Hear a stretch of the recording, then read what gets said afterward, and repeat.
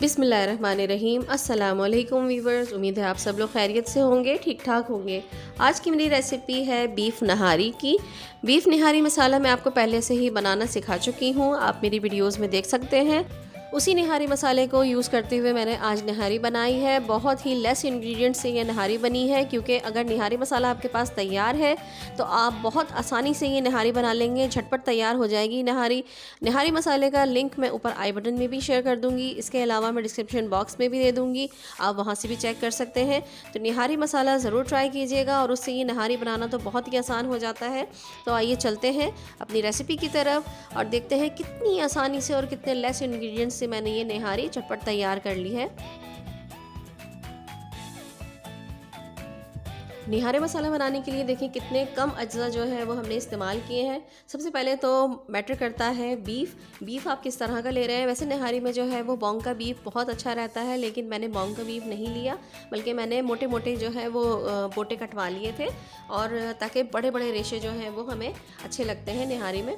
और फिर मैंने नहारी मसाला ऐड किया है। ये मैंने 1 कप ऑयल लिया है। ये हाफ मीडियम साइज़ की प्याज है जो कि मैंने आधी स्लाइस में काट ली है और बहुत बारीक सी काट ली है। ये 2 टेबल स्पून मैंने अदरक लहसुन का पेस्ट ले लिया है। इधर मैंने ले लिया है आटा जो कि नहारी में डलेगा। ये 2 टेबल स्पून मैंने बेसन लिया है और तकरीबन 6 टेबल स्पून मैंने गंदम का आटा लिया है जिससे हम रोटियां बनाते हैं, ये वो आटा है। अब मैं कुकर में ऑयल ऐड करूँगी।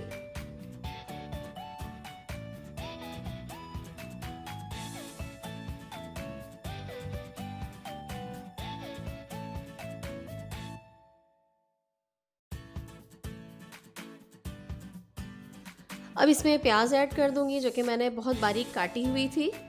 प्याज को हमें गोल्डन ब्राउन करना है।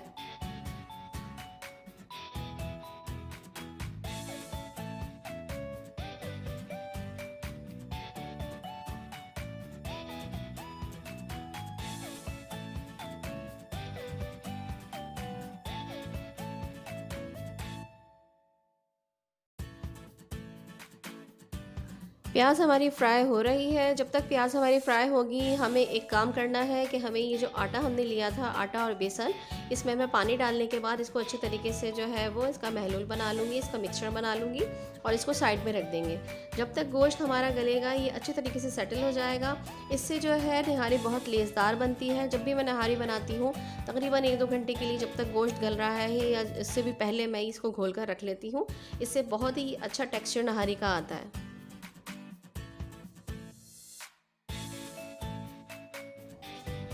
साथ साथ हमें प्याज को भी देखते रहना है कि प्याज हमारी डार्क ना हो जाए।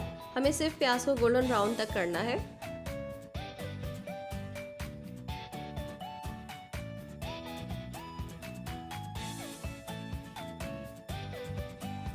ये देखिए आटा हमारा अच्छे तरीके से जो है वो मिक्सचर बन चुका है और गुठलियाँ भी जो है वो अच्छी तरह से ख़त्म हो चुकी हैं। अगर फिर भी कोई लुम्प रह जाएगा इसमें तो वो पानी में भीगे भीगे आराम से जो है वो सॉफ्ट हो जाएगा और इसमें कोई भी लुम्प बाकी नहीं रहेगा। थोड़ा सा पानी और ऐड करके मैं इसको मिक्स करके एक कोने पर रख दूँगी, और जब हमें इसको आटे को यूज़ करना होगा फिर हम उस वक्त इस आटे को यूज़ कर लेंगे। प्याज हमारी ब्राउन हो चुकी है। अब मैं इसमें बीफ ऐड कर दूँगी।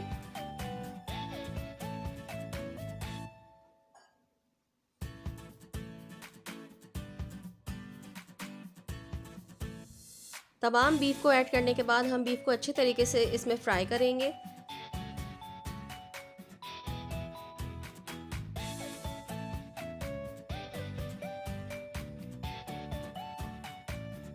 बीफ का अपना पानी तकरीबन खुश्क हो चुका है। अब मैं इसमें अदरक लहसुन ऐड कर दूंगी और अदरक लहसुन के साथ हम गोश्त को अच्छी तरीके से भूनेंगे। गोश्त को अदरक लहसुन के साथ भूनने के बाद मैं इसमें नहारी मसाला ऐड कर दूंगी। तकरीबन 6 टेबल स्पून मैंने नहारी मसाला इसमें ऐड किया है। अगर आप चाहें तो आप बाज़ार का भी इस्तेमाल कर सकते हैं। अगर नहीं घर में बनाना चाहते हैं तो आप मेरे नहारी मसाले की रेसिपी को देख सकते हैं मेरी वीडियोज़ में।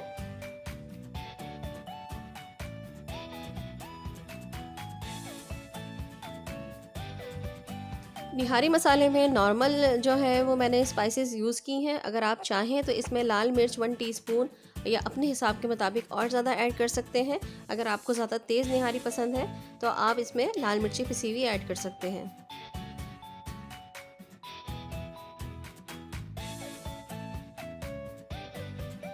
निहारी मसाला ऐड करने के बाद गोश्त को हम मसाले के साथ थोड़ी देर के लिए भूनेंगे, सिर्फ 2 से 3 मिनट के लिए।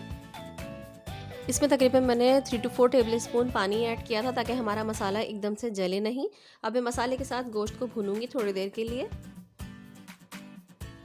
अब मैं इसमें नली ऐड कर दूंगी जो कि मैंने पहले से नहीं डाली थी। पहले से इसलिए नहीं डाली थी ताकि हमें भूनने में आसानी हो, क्योंकि नली की वजह से हमें गोश्त भूनने में थोड़ी सी मुश्किल पेश आ सकती थी, इस वजह से मैंने नहीं डाली थी। ये देखिए ऑयल जो है वो तकरीबन सब अलहदा हो चुका है। अब हम इसी ऑयल को निकाल लेंगे। अगर मैं ऑयल नहीं निकालूंगी तो जब हम आटा डालेंगे तो ये ऑयल सारा डिसअपेयर हो जाएगा और फिर हमें ऊपर से अलहदा से भगाड़ लगाना पड़ेगा। तो मैं ऐसा नहीं करती, मैं ऑयल को निकाल लेती हूँ, निकाल के अलग बर्तन में रख लेती हूँ। अब मैं इसमें तकरीबन 1 जग के करीब पानी ऐड कर दूंगी और इसको गलने के लिए रख दूंगी।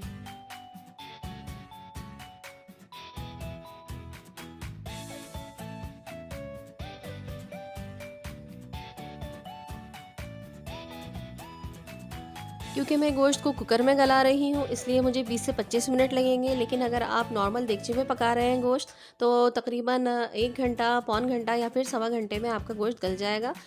ये डिपेंड करता है गोश्त की क्वालिटी पर। अगर आप बॉन्ग का गोश्त इस्तेमाल कर रहे हैं तो वो थोड़ा सा और टाइम ले सकता है, क्योंकि मैं कुकर में इस्तेमाल कर रही हूँ इसलिए 20 से 25 मिनट में हमारा गोश्त तैयार हो जाएगा। ये देखिए गोश्त 20 से 25 मिनट में हमारा बन के रेडी हो चुका है और निहारी की शक्ल देखिए कितनी खूबसूरत आई है। इसमें अभी मैंने आटा ऐड नहीं किया है, अभी मैंने सिर्फ गोश्त को गलाया है।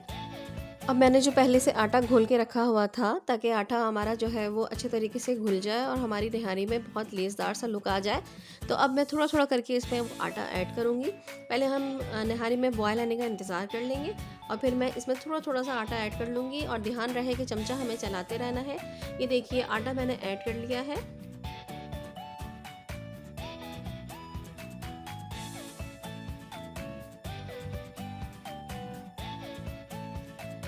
आटा ऐड करने के बाद हम उबाल आने तक इसको पकाएंगे। तकरीबन 10 से 15 मिनट के लिए मैं इसको ढक के रख दूंगी। प्रेशर नहीं लगाना है, बिल्कुल धीमी आंच पे इसको ढक के रख देंगे और 10 से 15 मिनट के लिए हम इसको पकाएंगे। ये लीजिए व्यूवर्स, 10 से 15 मिनट हमारे हो चुके हैं और निहारी हमारी बनके बिल्कुल तैयार है। देखिए कितना अच्छा लुक इसका आया है और कलर भी कितना इन्हेंस और कितना ब्राइट सा आया है इसका। अब मैं इसे कर लूँगी डिश आउट और डिश आउट करने के बाद मैं आपको दिखाती हूँ कि किस तरह से इसको सर्व करना है।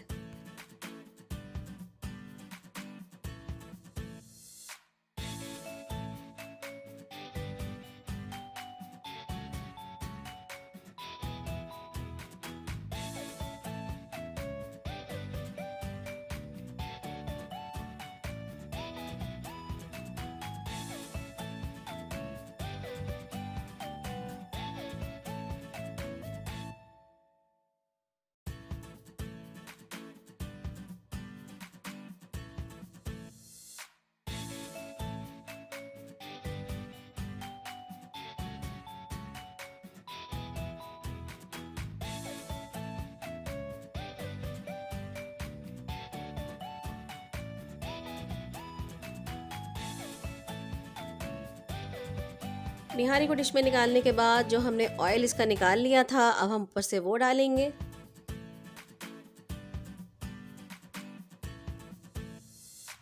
फिर हम इसमें नली ऐड करेंगे। आप चाहें तो नली अलैता से भी रख सकते हैं, क्योंकि बहुत से लोगों को पसंद नहीं होता।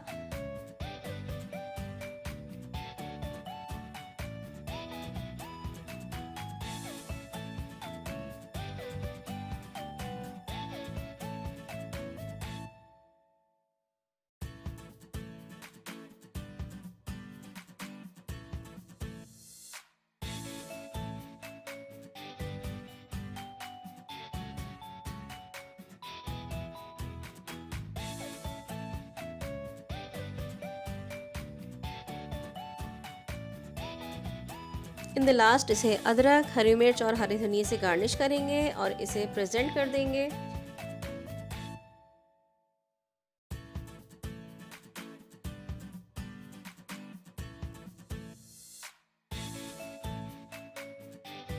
ये लीजिए व्यूवर्स, निहारी हमारी बनके बिल्कुल रेडी है।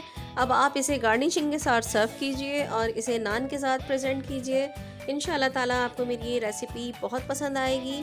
बहुत इजी और बहुत लेस इंग्रेडिएंट्स से बनी हुई निहारी है और बहुत झटपट बनने वाली डिश है ये। बहुत ही आसानी से बन जाती है। आप इसे ज़रूर ट्राई कीजिएगा और मुझे अपनी दुआओं में ज़रूर याद रखिएगा।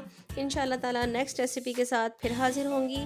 अगर आप मेरे चैनल पर नए हैं तो मेरे चैनल को सब्सक्राइब ज़रूर कर लीजिएगा और अगर ये रेसिपी पसंद आए तो प्लीज़ लाइक भी कर दीजिएगा।